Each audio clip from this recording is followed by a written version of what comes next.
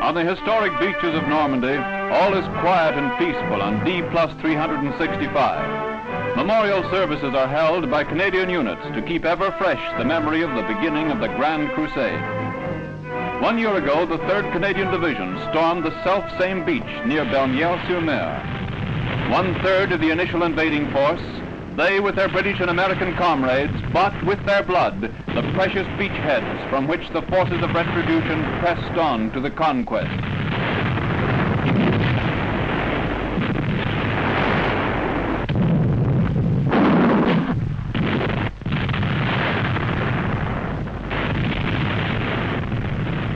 On Invasion Day, the mighty host which carried the challenge to the enemy clusters around the war-scarred church which now looks down on the symbols of thanksgiving for full freedom from the ravages of the oppressor. In all liberated countries, freed men gather to honor their deliverance. Vocally and by floral tribute, they extol the deeds of their gallant allies who gave them peace.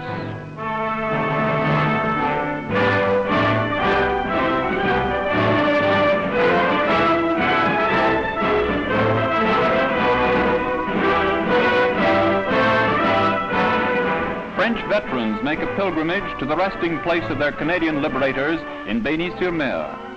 In the military cemetery, proud pennons wave over plots of foreign soil which will remain forever Canada.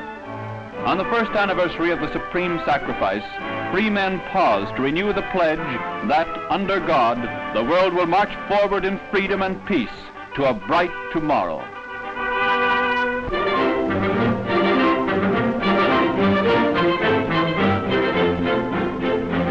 Sure signs of peace are observed at Canadian military headquarters in London's Trafalgar Square. The blast walls, which have protected headquarters from the force of air bombs and V-bombs since the early days of the Blitz, are demolished by the Royal Canadian Engineers. With Germany defeated and the menace of death from the skies removed, all London sets about tearing down air raid shelters. Bastions of defense are reduced to piles of brick, which may be used in reconstructing a blitzed city. During the Battle of Britain, the enemy scored a direct hit on the Hampton building at the rear of Canada House. This was the nearest miss recorded at CMHQ. With the new beauty treatment, the building, familiar to thousands of Canadians, assumes its peacetime appearance.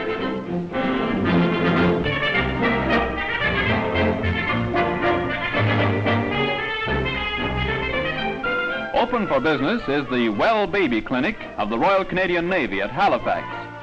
Typical of the 8 other establishments at other naval stations across Canada is the Stadacona Clinic at the Eastern Port. With mother-building corvettes, it falls to the lot of proud Papa, beaver and all, to bring the salty offspring in for his regular once-over.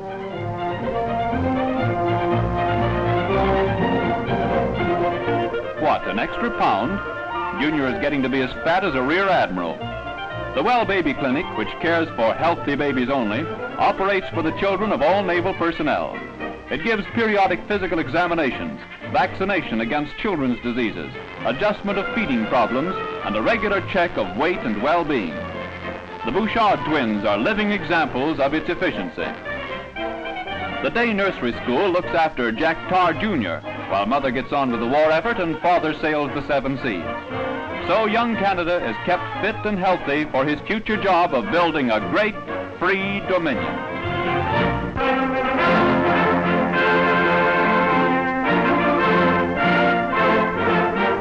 As Germany comes under Allied control, one of the biggest problems is handling the millions of slave workers and displaced persons.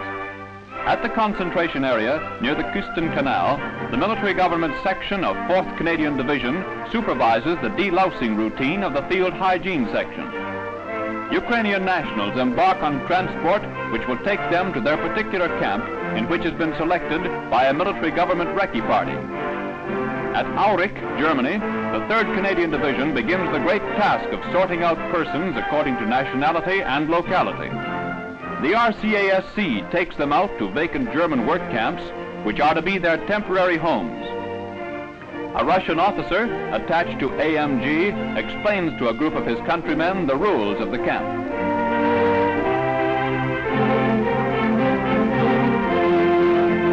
No matter what happens, the family wash must be done. Community life goes on as usual, but now the German women do all the hard work, while the ex-slaves take life easy and enjoy a little summer picnic under the trees.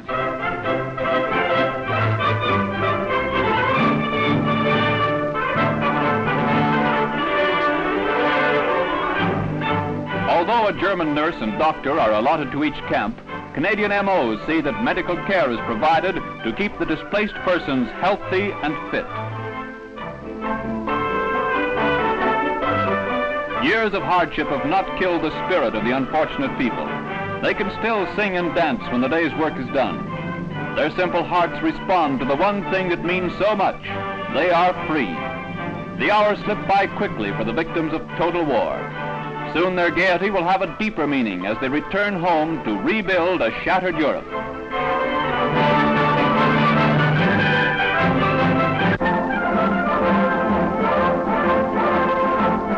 Another name is added to the Dominion's roll of honor. It is Major Frederick Albert Tilston of the Essex Scottish Regiment, Canada's 11th VC. In 2nd Canadian Div's attack through the Hochwald Forest, the Essex Scottish were given the task of clearing the northern sector. Major Tilston led his company across 500 yards of open country under the heels of our own barrage. He cleared out a machine gun nest single-handed and was first to reach the objective. Although 3 times wounded, he carried ammo to the company on his flank and directed the complete plan of defense. Thus he writes another glorious page in Canadian Army history.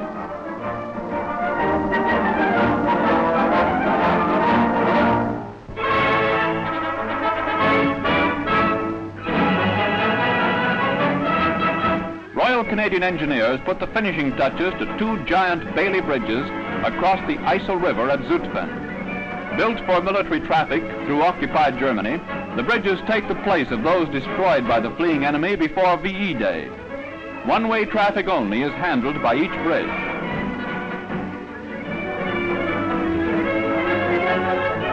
An official opening ceremony takes place as the bridges are completed and ready for traffic. In honor of their chief, the engineers name one bridge Harry and the other Queerar, after the GOC&C 1st Canadian Army. General Harry Queerar arrives to inspect the Guard of Honor and to formally open the twin bridges. He is the first to drive over the completed spans. Addressing the troops, the general says, "The Canadian Army has done more fighting on water, flooded areas, and across rivers than any other army. I am greatly honored, therefore, that you have given my name to these bridges."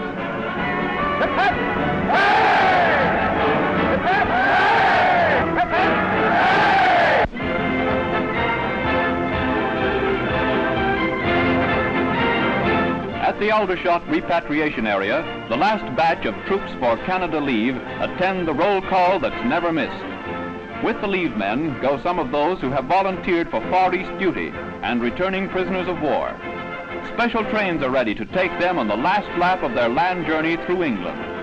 All fond farewells to hospitable Britishers have been said, and now it's Canada or bust.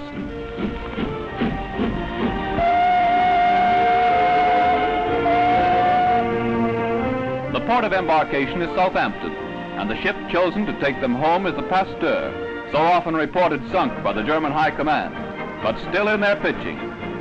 Counting the days until they see their beloved homeland, the lads scramble aboard with gusto.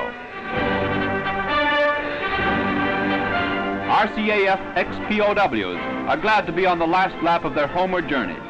After years in Jerry prison camps, the homeward trip is the greatest event of their lives. Southampton civic dignitaries bid Godspeed to their departing friends.